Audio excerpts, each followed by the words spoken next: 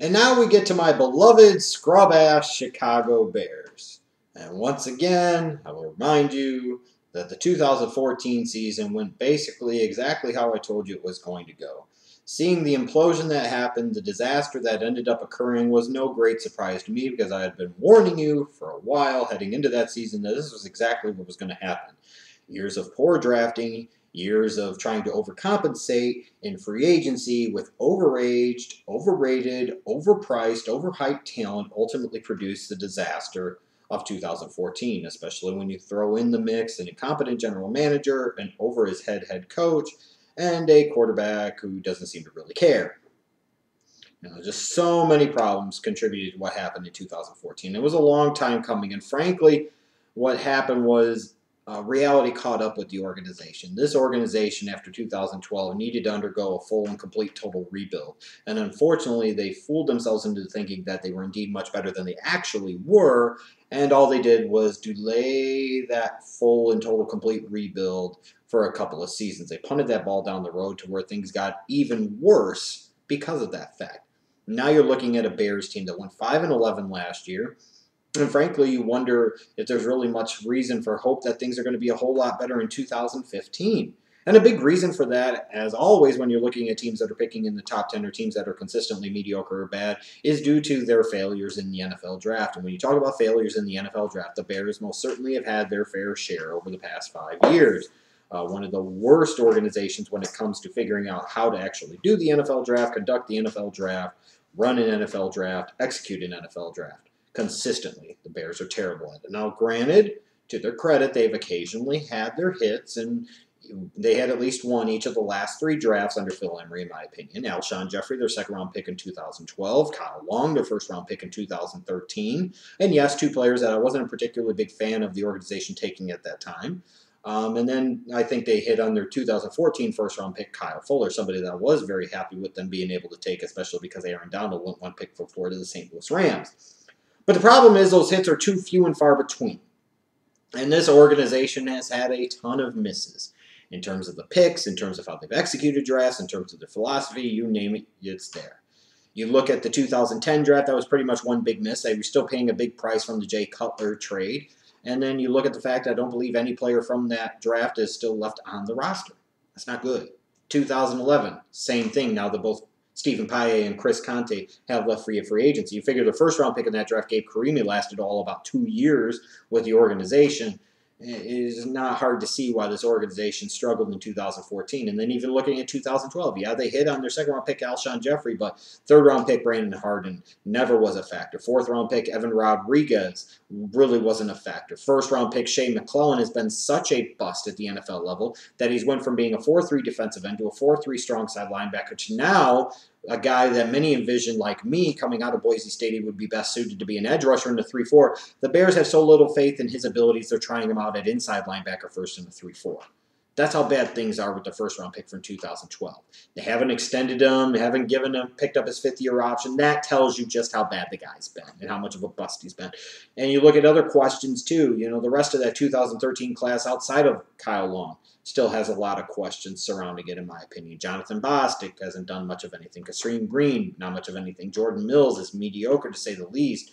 And even a guy like 7th-round pick Marquise Wilson, a guy so many people thought big things of, when he did play last year, he wasn't all that special, that's for damn sure. And he showed kind of, in a way, why he was a 7th-round pick. I mean, it's just...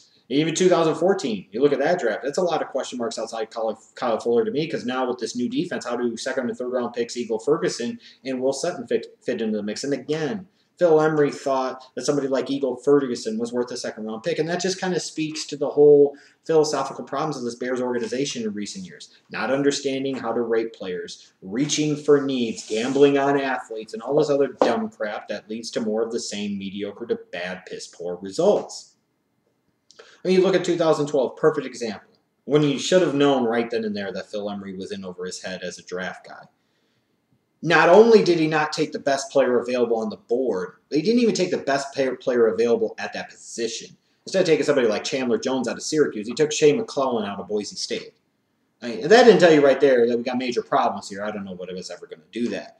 And again, they were paying the price for that Jay Cutler deal. Some of the other draft picks they've traded over the years, like 2010, they traded away their second-round pick for a guy like Gaines Adams, who was more notable for shortly after that passing away. Trading multiple third-round picks to have to get a guy like Brandon Marshall. Just all of these moves that cost them draft picks, and then most of the draft picks they had, they squandered and screwed the pooch on. And the funny thing about it is, now that we head into the 2015 draft, people are going to focus on rebuilding the defense, which is something I said needed to happen a couple of years ago, mind you. However, the problem is the Bears have been consistently addressing that defense in the NFL draft every year since 2009. 2 of their first 3 picks in each of the last 6 drafts have been on the defensive side of the ball, very similar to, let's say, a New York Jets, and yet their defense still sucks. How much more investment in terms of draft picks are you going to make on that side of the ball and expect the results to be any different when they ultimately are the same? And all the while, you're ignoring the fact that you used to have problems on offense too. Hence, your 5-11 record clearly proved that in 2014. Now, in terms of the offseason, I was happy to see that they were bringing in a new general manager, a new head coach. Wish they would have moved up the ladder and fired the team president, Ted Phillips, but I suppose I was asking for too much. In comes Ryan Pace from the Saints organization. Here comes John Fox, a head coach with previous head coaching experience and some good head coaching experience at that. And one thing I've liked about this offseason for the Chicago Bears is while they had money to spend, they weren't in a big hurry to spend a shit ton of it. They were methodical. They took their time for the most part. They didn't overreach for any one guy. They didn't incredibly overspend or overinvest in any particular buddy in terms of guaranteed dollars or length of time. You look at their biggest signing was Pernell McPhee. That wasn't exactly a bank breaker. Maybe they paid him a little too much, but a little too much is better than way too damn much for way too damn many. And they bring in other guys, too, and a lot of them, outside of maybe Antrel Rolle, who definitely is a huge upgrade over anything they've had at safety for years. Most everybody else, from the Ray McDonalds of the world to the Mason Fosters, Jacques Rogers, what have you, they're all on kind of one-year prove-it deals. This is the Bears sitting there and taking gambles on some guys, but not sinking their organization long-term, putting themselves in a bad cap situation. Also knowing that they have to plug some holes, and maybe one of these 2 guys pans out and you could look at them long-term. But that's how it should be done. So I've been impressed, at least with that, at this point, that the Bears haven't tried to overreach and overcompensate in free agency, bringing in a head coach like John Fox and a young general manager new on the job like Ryan Pace, maybe panicking about his job security.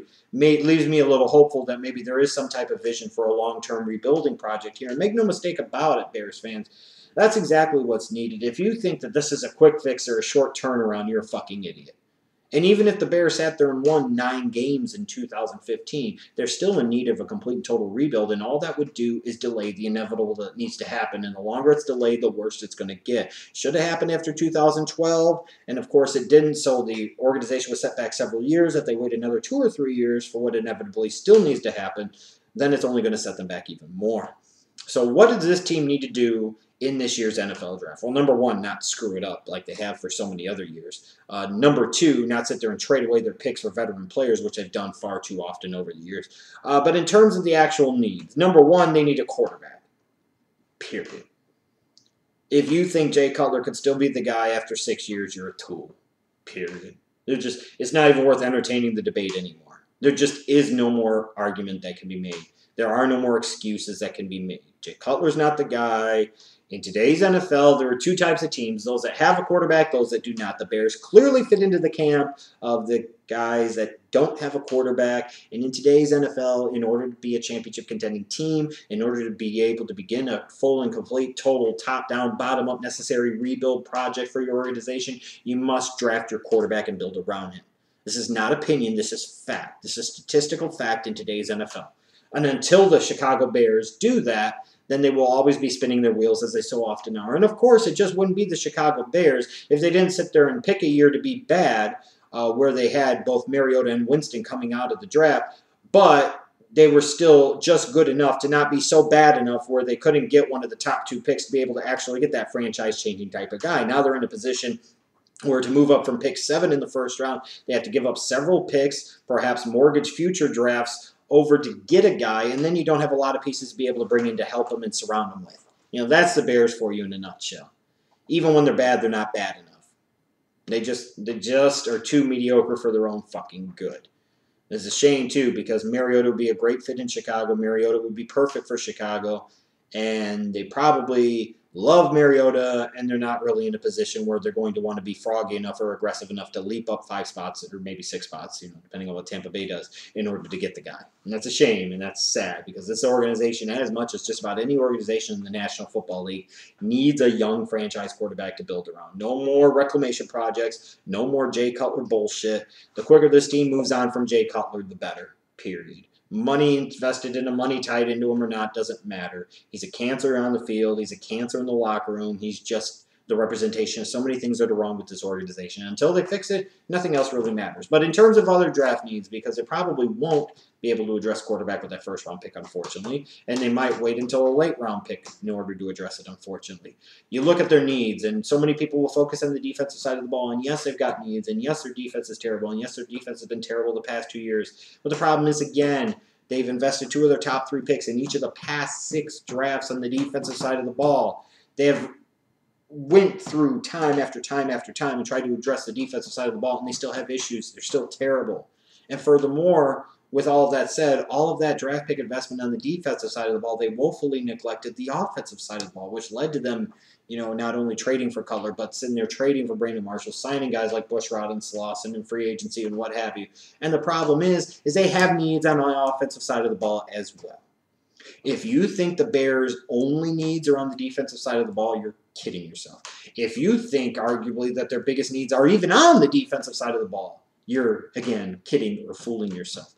The needs on offense are just as great as the needs on defense, if not greater, in part because you went 5-11. That means you have fucking needs everywhere. In terms of those needs, on the offensive side of the ball, they could use a big-time #1 wide receiver because there's no guarantee that Alshon Jeffrey will be that now that Brandon Marshall is gone. Yes, you bring in an Eddie Royal, but Eddie Royal is best suited in the slot. And furthermore, you bring in a guy like Eddie Royal, that's all fine and good, but maybe you need to draft a young slot guy at some point in time as well. But nothing more, at least, than finding a big physical guy on the outside to complement Alshon Jeffrey. Because you're also trying to provide yourself with some flexibility as an organization long-term, because Alshon Jeffrey's going into the last year of his deal. If he doesn't show that he could be a #1 type of guy, do you really want to pay him #1 type of guy money during the season or in the offseason before he hits the free agent market? You want to prepare yourself for the eventuality that he could leave. These are the things that good organizations do. And if anything else, now you got Alshon Jeffrey and somebody else, and they're together for a lot longer than Alshon Jeffrey and Brandon Marshall were going to be. They need help all across that offensive line. Other than Kyle Long, everybody else is replaceable at this point in time. And even Kyle Long should be playing outside at tackle. It shows the ridiculousness of the organization that they waste such a great athlete at the most meaningless of offensive line positions at right guard. Bushrod's been a bust. Period. They need a young left tackle. Jordan Mills is bad. They need a new right tackle. Matt Slauson, he's coming off of an injury. He's a guy you need to look at replacing long-term. They just finally released Roberto Garza. They need a young, long-term Olin Kreutz type of answer inside at center. They have needs all over the place on the offensive line. They need a backup running back to Matt Forte. Forte is going to be 30 this year. He's in the last year of his deal. You're really going to want to invest big money in Matt Forte? I don't think so. Furthermore, it would be ridiculous to do so, and they don't have any real depth behind him long-term. Dean Carey didn't show himself to do much of anything. What, Jacquizz Rodgers? And, it's just everywhere on the offense they have needs pretty much. And on the defensive side of the ball, too, they need both a nose tackle and a 3 technique end to run that 3-4 on the defensive line. They still need an edge rusher to go opposite Pernell McPhee, and don't bring up Lamar Houston or Jared Allen or I'll laugh in your fucking face. They still need help at inside linebacker, even bringing in a guy like Mason Foster on a 1-year prove-it deal. Who the fuck else do they have inside? They still need help, somebody opposite of Antrel Rolle at safety. What the hell else do they really have? You're going to go down the Ryan Mundy tree? The Brock Vereen tree, corner. They could use a long-term replacement for Tim Jennings, and in the short term, a guy that could be a more effective slot corner than what they had in 2014. The philosophy for this team is very simple. After so many years of screwing up the draft, I think they need to accumulate some additional draft pick currency. They must do that. And then, after that, it's best player available throughout. If best player available throughout is defensive players in each of the 7 rounds, then so be it. Even though the Bears only have 6 picks, that's part of the reason why I say they have to accumulate additional draft pick currency by entertaining trading down, unless they make a big move up to get Mariota, and then I'm a very happy guy. If the best player available in each round is on the offensive side of the ball, then they must pick those offensive players. Again, I will emphasize, this is a bad organization. This is a bad team that needs to be totally and completely rebuilt. And the only way to do that is to get good players via the NFL draft. And whether they come on the offensive or defensive side of the ball, it doesn't matter. The Bears just need help everywhere.